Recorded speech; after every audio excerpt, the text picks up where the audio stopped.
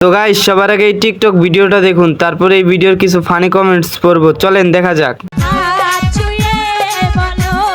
शाबाश बेटा, बहुत बढ़िया।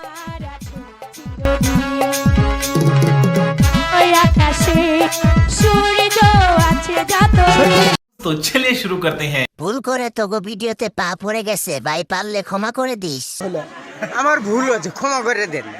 মায়া মায়া গো সাসা হেনা কোথায়? বাবা হেনা তো ঢাকা গেছে গার্মেন্টস করবার।